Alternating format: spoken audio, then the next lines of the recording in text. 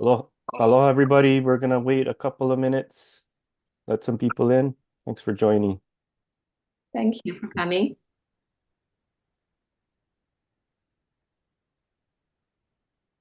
Wow, we have a civil bid. Very honored.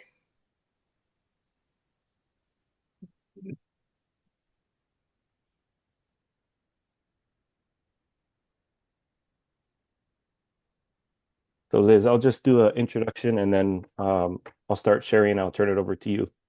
Okay. Okay, all right, sounds good. Thank you.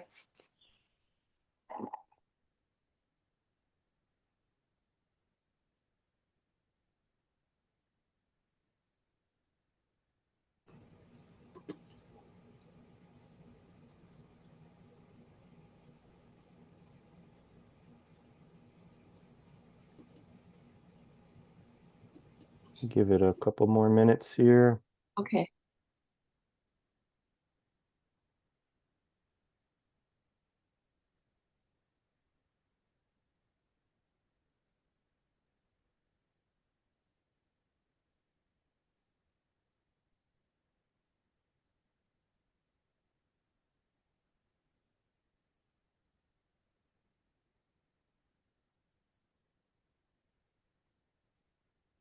Jim and Dick Jones are with us too.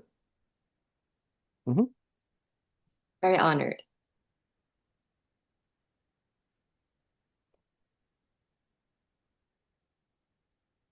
It looks like we just had a surge of folks, so maybe a few more seconds here before we start.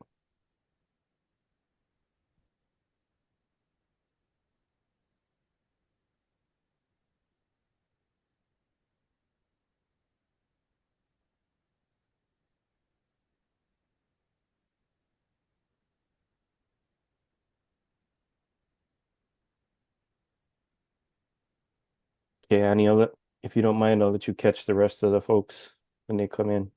Sure, no problem. Right on. Welcome, everybody. Thanks for joining us, another Hawaiʻi Aquaculture Collaborative. Today we're trying something new. This is a collab with the Hawaii Department of Agriculture, Animal Livestock Support Services. We have Liz Akina with us today, and she's gonna share some information and a presentation about economics of aquaponics. And she also has a spreadsheet for us. So I will let you take it away, Liz, and let me know when you want me to share the slides.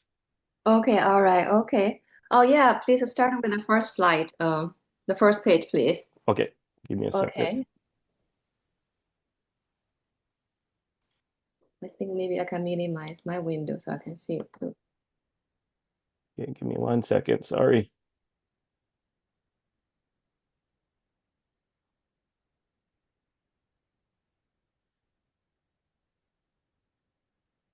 Okay, can you see that? Yes, yes. Okay, all right. Thank you very much, Kai. Aloha, everyone. Thank you so much for tuning in. I'm Lisa Akina, Economic Development Specialist at the Hawaii Department of Agriculture, the Aquaculture and Livestock Support Services branch. For those who didn't already know, our branch promotes aquaculture and livestock productions and provide consultations and assistance to new farmers. Today's presentation is about the overall economy and aquaponics economics. Basically, we would like to discuss opportunities in aquaponics in today's economic environment. It has been about 11 years since our branch heavily promoted aquaponics. Over the years, we heard from farmers from time to time that aquaponic and hydroponic lettuce generate a very high farm gate price, and that the price keeps going up. The latest comment we heard is $7.50 a pound at farm gate. That's very high for a very fast-growing crop. In the meantime, the vegetable prices in retail stores keep going up as well. I guess most people have seen that.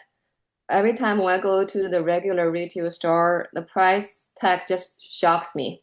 I don't know how our middle class people here can afford that price.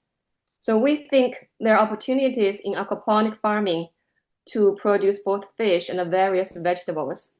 We developed a financial model for an acre of aquaponic farm previously.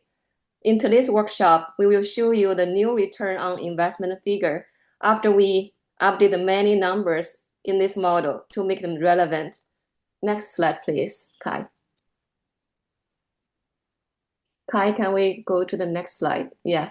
So today's presentation is organized in the following order. I will further elaborate the context for updating the 1 acre economic model.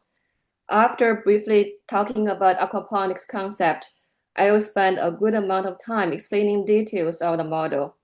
Then I will talk about food safety and the distribution, and leave time for questions and discussion in the end. Next, please, Kai. Thank you.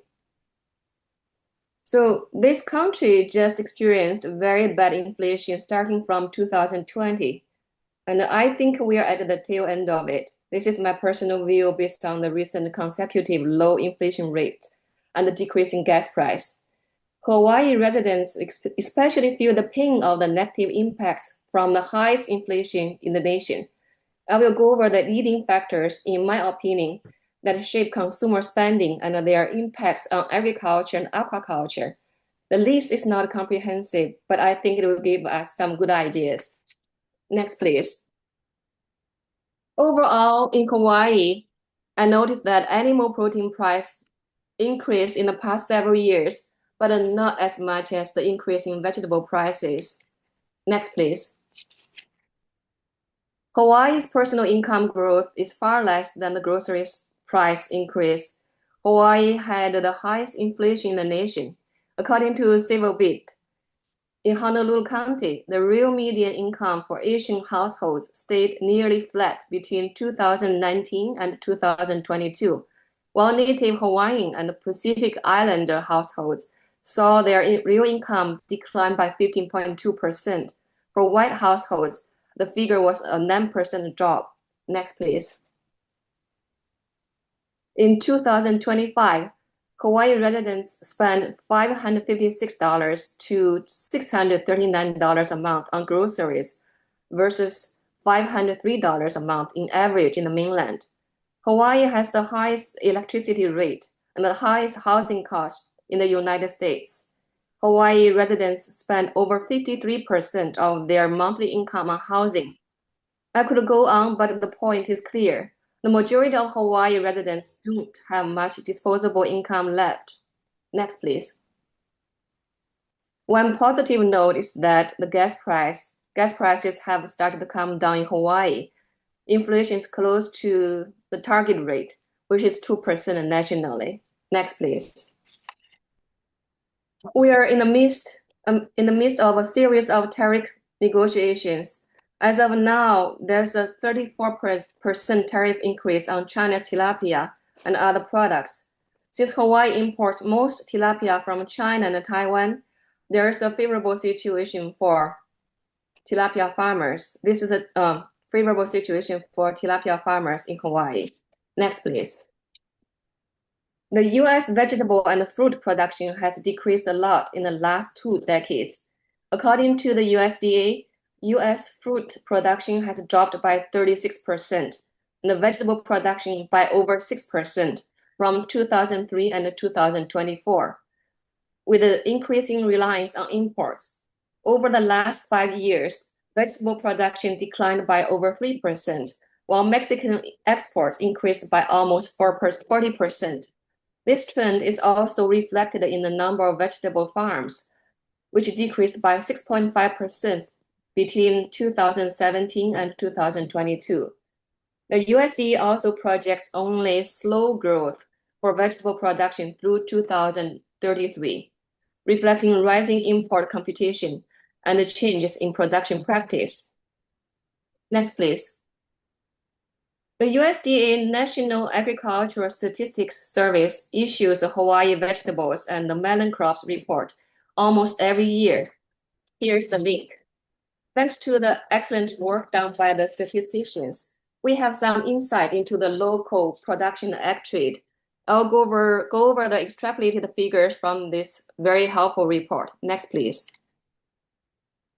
In 2024, we have only 930 acres vegetable production for this list. I'll go over this area so you can be further impressed of how small our production is. Long bean in for Hawaii, we only have 40 acres. Bitter melon, 25 acres. Chinese cabbage, 130 acres. Daikon or radish, 50 acres. Eggplant, 90 acres. Kale, 60 acres. Head lettuce, 50 acres. Leaf lettuce, 230 acres.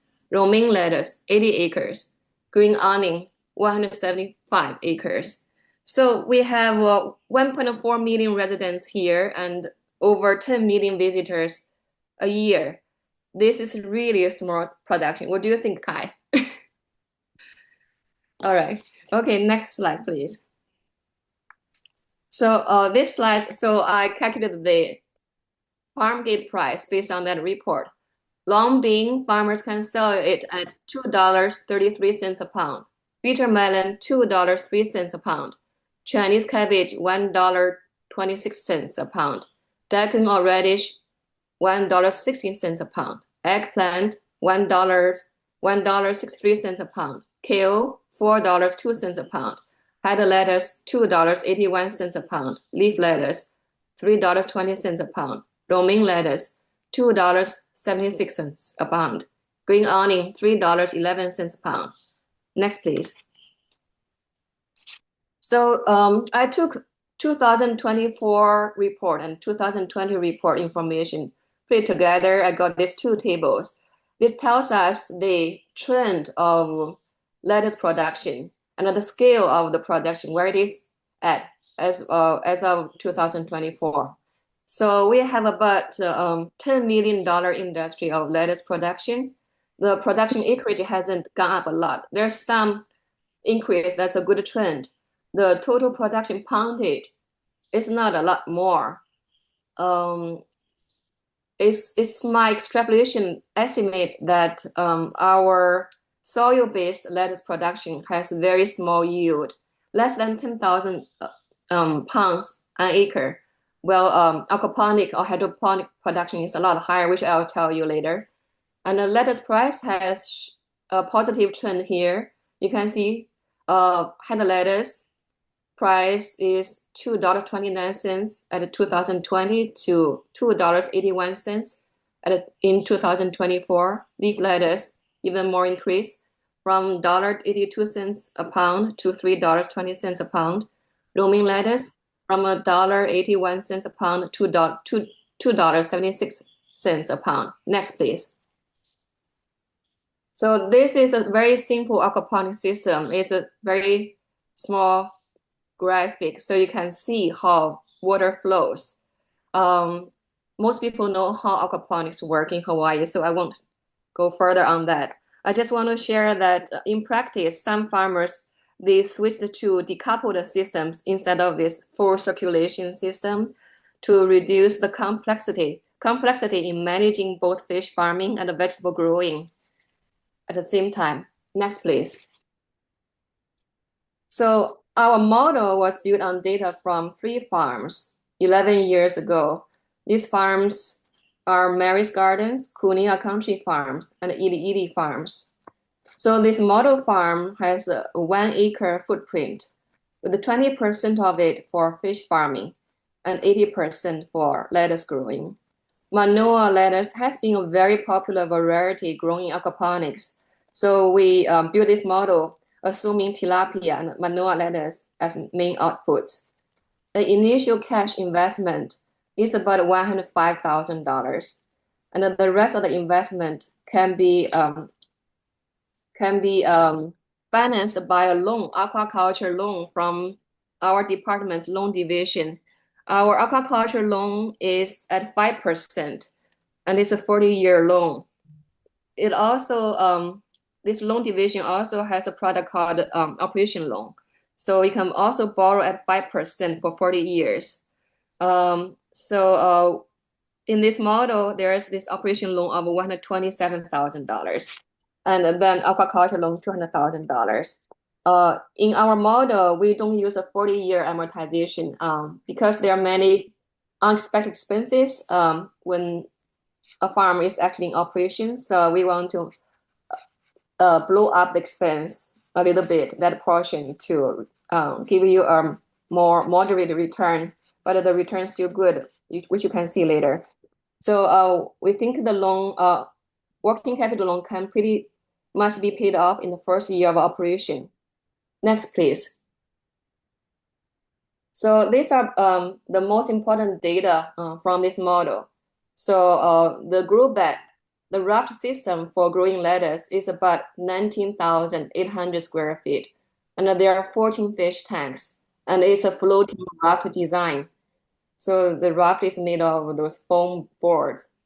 Annual production out of this 1 acre: fish, 32,000 pounds; lettuce, 127,000 pounds. Earlier I mentioned that soil-based lettuce growing only generates less than 10,000 pounds a year. So you can see the difference. ROI, 90% to 235%. It looks too good to be true. So let's go to the next page. I will elaborate on this data.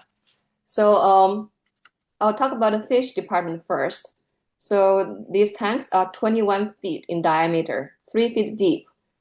The capacity is 7,700 gallons per tank, 14 of them. Stock density is about 1850 fingerlings per tank. Feed conversion ratio is 1.2. Basically means it takes 1.2 pounds of tilapia feed to produce 1 pound of tilapia. Feed price, this is the latest price I got by inquiring Wamanalo feed. If farmers buy a 50-pound bag, so the average is $1.279 per pound. The fingerling cost is $1.50 each. It's pretty high in comparison to 10 years ago's fingerling cost. So I recommend the farmers try to learn from experts like Kai, but buy some fingerlings from stores and try to raise them up and have them reproduce and produce their own fingerlings. And Kai can tell people whether that's feasible or not. And the fish farm gate price, $7 a pound. This is pretty much what is going on in reality, maybe even more. Fish can take 6 months to a year to grow, to be harvested. And the harvest size is 1.25 to 1.33 pounds per fish. This is the size that stores prefer. Next, please. Now we come to the produce production. Per square foot of the floating raft, it can generate 2.2 heads of manua lettuce. Each lettuce weighs about 1/3 of a pound. It takes 6 weeks to grow. There are about 8.7 growing cycles per year. So per square foot of the raft, people can harvest 20 heads of lettuce. Annual yield. So if everything works out well, there will be 386,000 of heads of lettuce, and they weigh 127,000 pounds. Farm gate price. 11, 12 years ago, farmers were already selling them at $3.50 a pound. So now we do hear from 360 to 750, but in my model, that ROI we assume is $4 a pound to $5 a pound to $750 a pound. Next, please. So if at $4 a pound, net income before tax is 273,000, almost 274,000.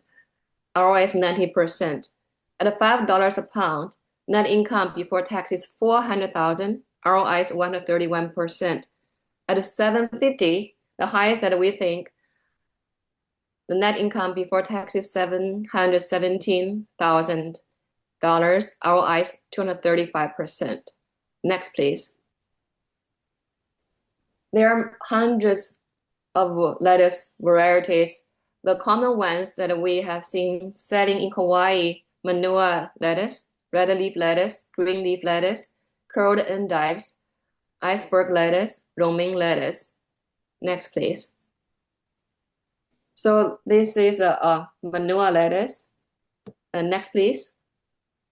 This is a red leaf lettuce. Next, please. This is a green leaf lettuce. Next, please. This is curled endive. Usually we see this kind of lettuce in higher end restaurants, higher-end stores. Next, please.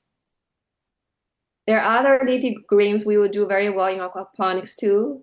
For example, Shanghai bok choy, very popular locally. Spinach, everyone loves it. Watercress and mizuna. So I recently visited Target and I saw a small box, 4-ounce box of baby watercress for sale. It's from a local farm. I won't mention the farm's name. The label shows that the per pound price for this baby cress is almost $28 a pound. Next, please. There are also herbs that people can grow in the aquaponics system. Basil, green onion, cilantro, parsley, mint, rosemary, thyme, sage.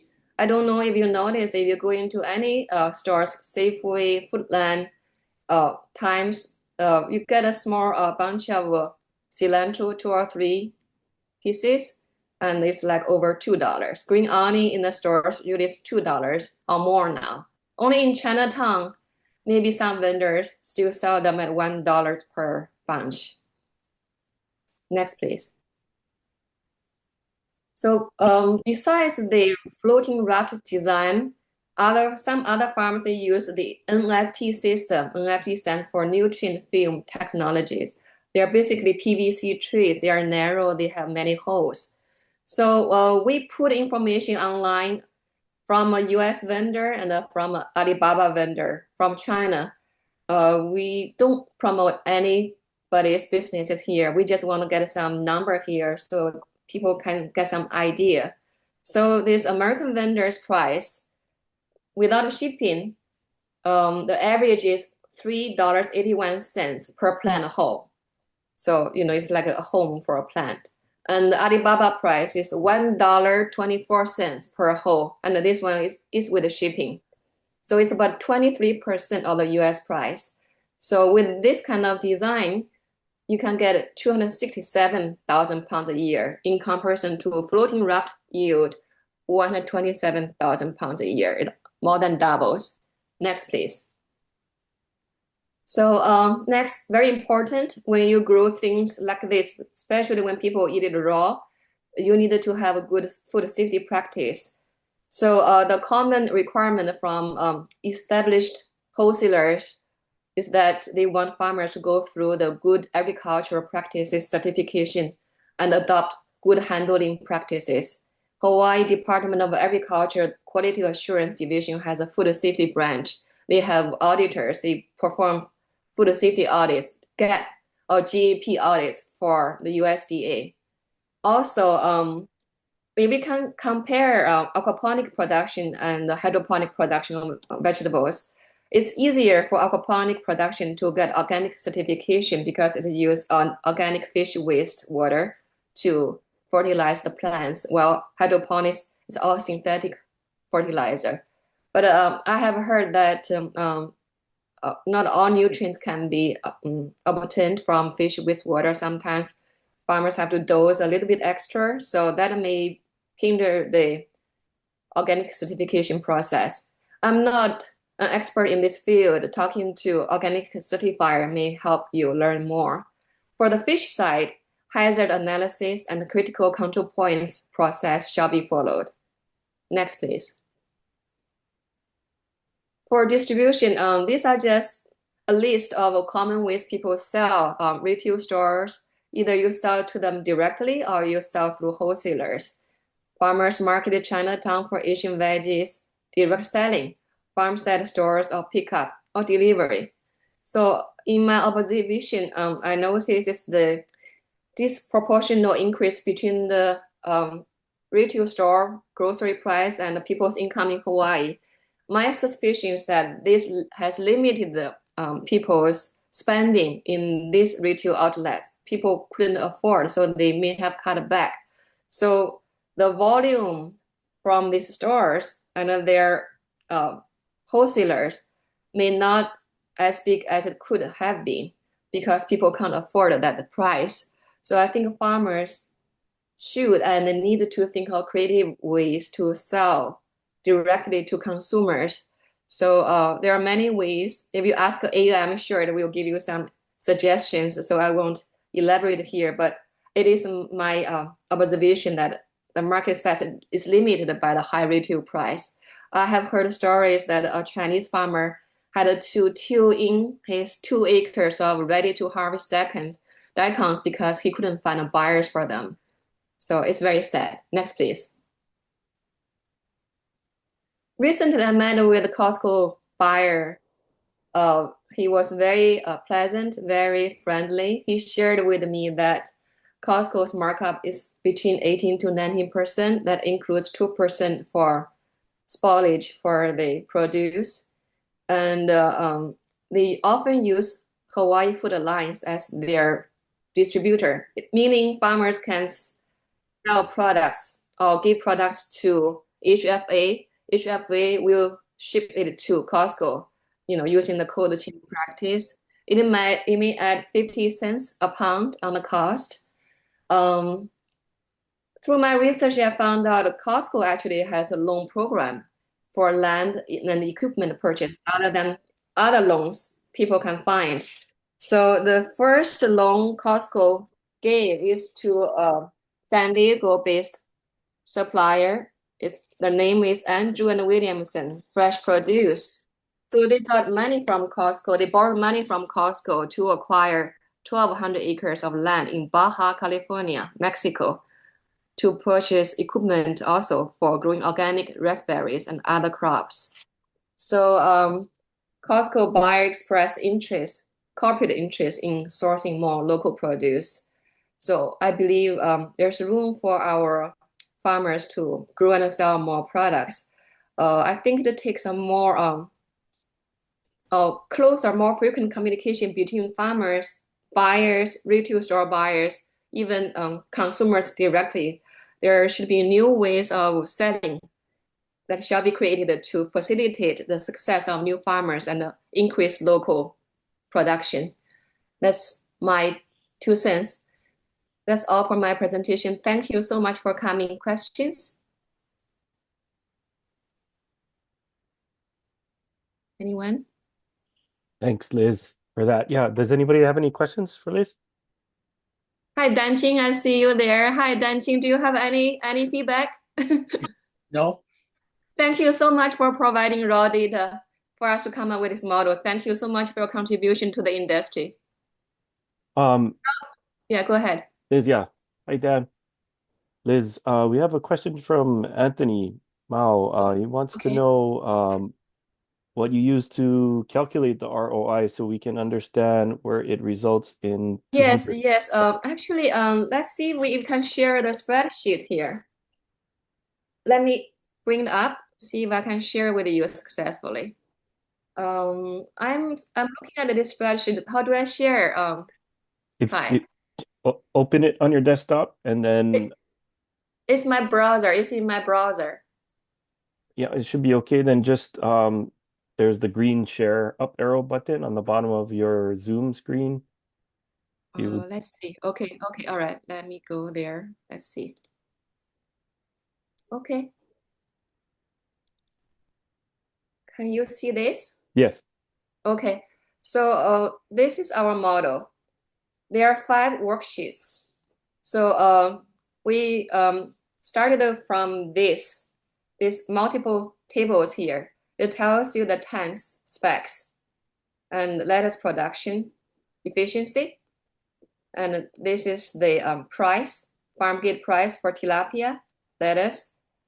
We even have survival rate here of the fish. So then further down here, this table, it shows you how many pounds of fish, how many pounds of lettuce. Then this last table, it gives you the total production of fish and the lettuce and the revenue at farm gate price. So we take this number to income statement.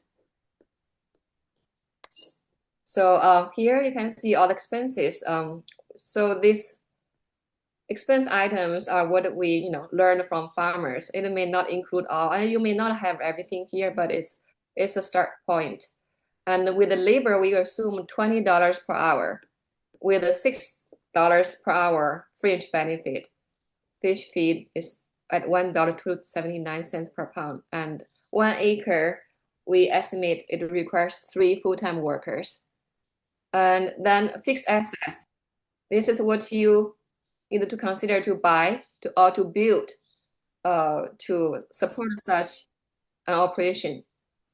The raceway for the floating raft, the liners, fish tank, breeding tank, tank liner, air blower, water pump, reefer to hold your harvest, and a van, a cooling van. And the next 2 worksheets are the loan amortization schedule, and it gives you the monthly payment of the loan.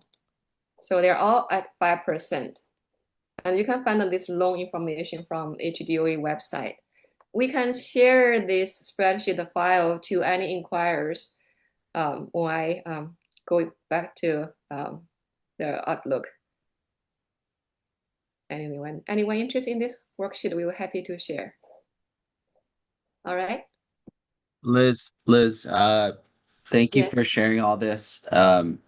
Yeah, this is it's compelling to say the least for I think a lot of us here, but yeah, 200% ROI is just insane. Like I know, I know. That's in the no matter ideal what, environment. Yeah. no Vacuum. matter what business you're running in ag, it shouldn't be more than even like 20%. So there's something that's off, and I'm not sure if the calculation includes all of the because ROI is basically like your net gains over your total cost to produce on a certain timely basis. So I don't know if you're including all of the costs associated with this, or if your estimate is a little high for an acre. But I'd love This to is a hear. farm operating at a perfect efficiency. No bugs, no weather, no mold damage, all that mildew. So this is perfect. Of course, in reality, farmers couldn't even find a lot to do this. And also farm theft is a problem if you have expensive equipment on the farm. So this is a very ideal situation. But just if everything is ideal, the number is not wrong here.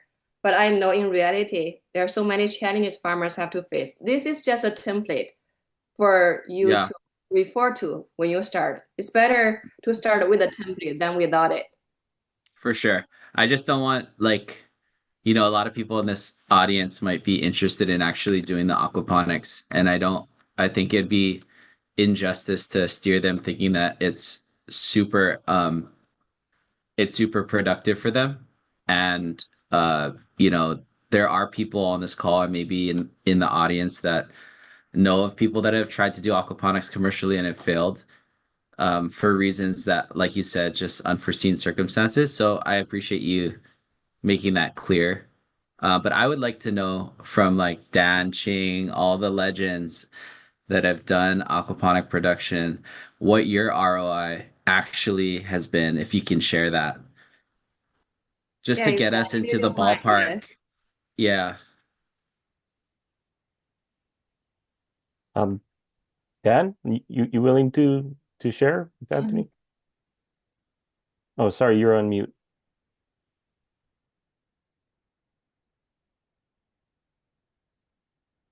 There you go. Uh, Okay. I didn't know what you guys were doing, but you say this thing is 11 years ago, so a Yeah. lot, yeah, lot changed. And I don't think um, what I'm going to say is worthwhile listening to. But you want if you ROI, I never calculated it out that far. I wasn't too interested in that. It all depends on a lot of things, but the main thing is how much you put in for your capital costs. And I don't know what the other people's capital cost. Mine was pretty low, and it um, you it all depends. It's not some specific number that you can pull because it depends on the land, how much you got the land for, and how much capital costs, which is a big part of that. And if you can do it, obviously real cheap, your ROIs will be real high. And actually it is real high. It is high. It is real high. Yes. Yeah. Yeah. But I think many people can't sell at a 750. But we do know there are farmers, maybe two elite farmers of a few can sell at that price, maybe even higher. And when a very high-end market is saturated, other farmers cannot get that price. So this is a full spectrum of examples. So a new farmer needed to figure out, when he started, how many competitors are there, how saturated the market is. So we really cannot guide the new farmer each step of the way. So that's what it's called entrepreneurship. Yeah, I don't think that's excuse me, I don't think that's the answer that he wanted. And I think it depends on a lot. Like I said, the capital cost and what your market is, and it varies so much. But if you do it right, it is lucrative. I wish I could just write down all scenarios for new farmers so that each one would have a higher chance to succeed. But it's just the market, it has 1,000 colors, 1,000 shades, and how people can build relationships with buyers, with the end user, their skills are at different levels. So I just can't put it down. It's just a starting point, and we hope people can be engaged in discussing. The end goal is to have more local farms that produce local produce. Consumers can buy them at a lower price, and farmers also can have a higher farm gate price. So innovation in distribution is called for, I think, given the current retail price and the consumers' income growth. So there's such a big gap between the price and what people can actually afford. So that's the start point of this presentation. We want to help. This model is not perfect. It's overly simple. It's operating in a vacuum. But still, for a new business, it's better to have some numbers to look at than no numbers at all. Yeah, Liz, it's great. It's and a good starting point for a lot of people. I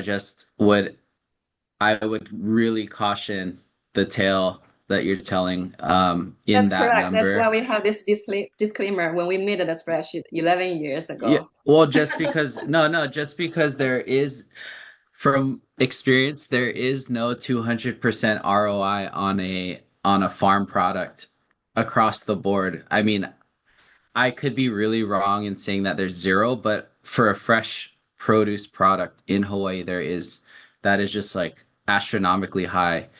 So I think it's misleading is all. And I think it would be really good to do a follow-up of this with like some real numbers and actually account for some of the losses, That would because be nice. you know That in would be Harry nice, Co. but farmers won't share that. It's it's a private business.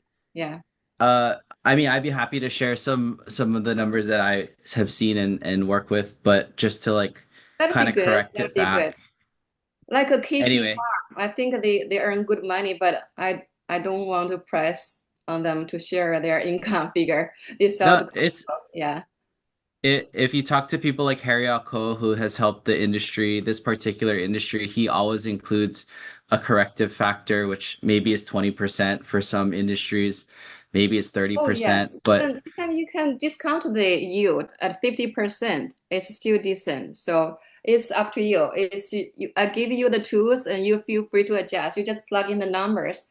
Feel free to change the numbers. But I can't adjust the model so flexibly. So I just plug in one price and you get this range, another price, another range of return. So we are not saying that people can definitely get this 20-35% at all. This is the tool. It's a toolkit. It's not a guarantee of success. And fish health, plant health, these are all big subjects to learn. It takes years to master. So you need technicians, you need to talk to UX extension guys for help. So this is a perfect model, not in real life. In real life, people's blowers may be stolen, or their greenhouse, if they have greenhouse, may be blown up. But we have to start something. If we just think that real life is too complicated, let's not talk about it. That's not good, right? So thanks Liz, and Yeah. thanks Anthony, thanks Dan. I think we have a couple more questions. One was do you know that link that you had in your talk, do you have it handy? Would you be able to paste it in the chat? Yeah, let me try. For the report, the 2024 report? Here. It's from the slides. If you Google, Okay. actually, anyone, if you Google just 2024 USDA NASS Hawaii fruits and vegetable report, you will find it. Okay. Yeah, It's a and keyword. we are recording this. We will be posting this Okay. in a It's shown on the slides, PowerPoint slides, but I'll Google it and see if I can paste it. Okay. Yeah, if can. If not, like I said, we'll put this video through YouTube up on we host it on our website, so folks will be able to download it later. We do also have another question from Keith. He asks if you think there's a lot of interest to do hydroponics on Kauai. If Ag Park providing infrastructure was built, would farmers be interested? Well, actually, it's up to Kauai residents. I'm more familiar with what's happening on Oahu, the stores, retail situation on Oahu. But given that we import so many products from the mainland of our food, so if you tell them there's a way to do it and show them technical support and this set a number to start with, maybe people will be more willing to try. It's my experience that if an entrepreneur knows more of what will happen down the road, and this person will have more confidence to start. The less a person knows, the less chance he will try. Because this is not like a government job or teaching job. You pretty much can predict what will happen. This is an adventure. And the dynamics of farming, wholesaling, and retailing, and also import competition is always happening. So we want to provide some reference, some information that could be of help to new farmers. That's the basis of this presentation. And for Kauai, if there are more support system created, technical support, land access, loans, even government grant, I think there will be more people who may consider it. And if they are well trained in aquaponics or hydroponics management. Yeah. Oh, quick here. Let me try to post. I found the link. I'll try to post here. So Anthony suggested to line up with Go Farm Kauai, which I think is a great suggestion. Let me try to find that contact, Anthony. Thank you. That's a good Where can suggestion. I share? I'm on the shares. Am I on in the chat. Open up your chat. Sorry. Okay. It's also in your. There was also a follow-up question from Keith about land. Can the loan money from, I assume from HDOA, be used to pay land rentals? Oh, excuse me. Let me focus on pasting this. Okay. First time to do a presentation like this here. I was always in the audience here. Oh, where am I? Chat. Okay, found the place. Okay, I pasted twice.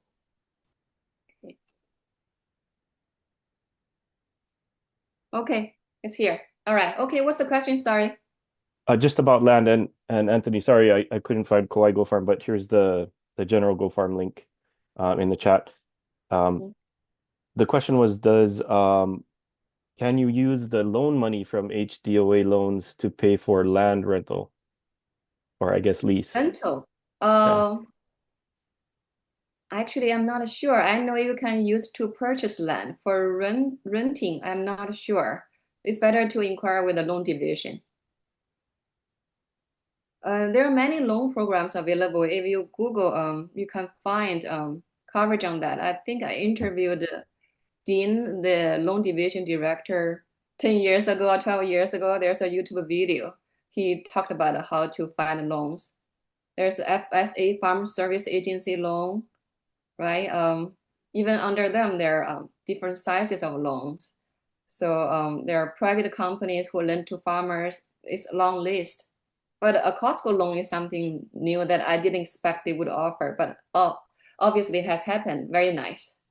And do you know, Liz, this is another question, follow up from Anthony, if the HDOA loan program is funded currently?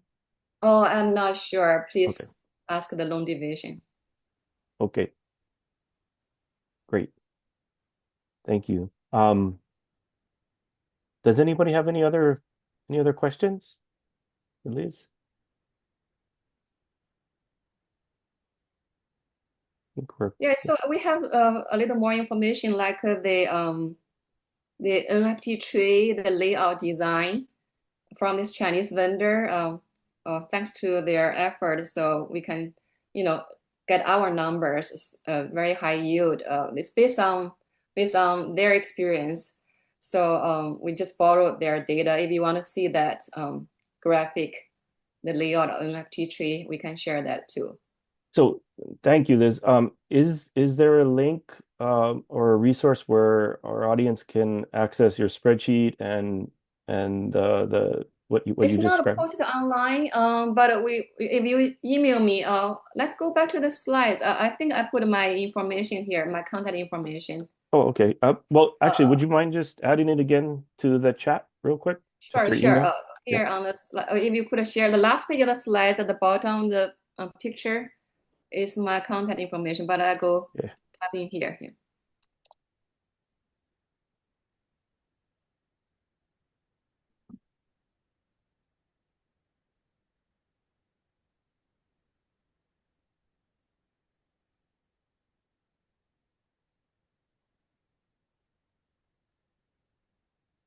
Great. Yeah, Thank you, yes. Liz. So I Eh, think to grow local food production, we need good training, easy land access, access to loan programs, and also government support.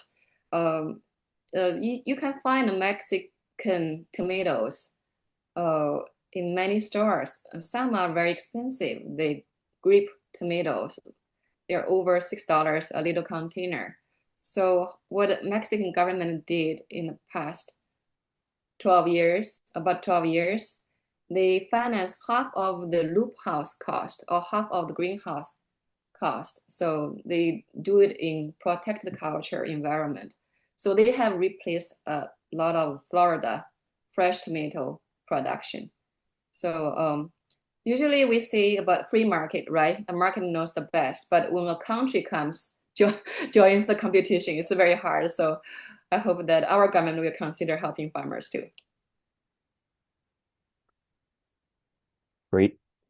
Well, thank you very much, Liz. Thank you. And yep, your contact is there at the bottom if anybody wants to follow up.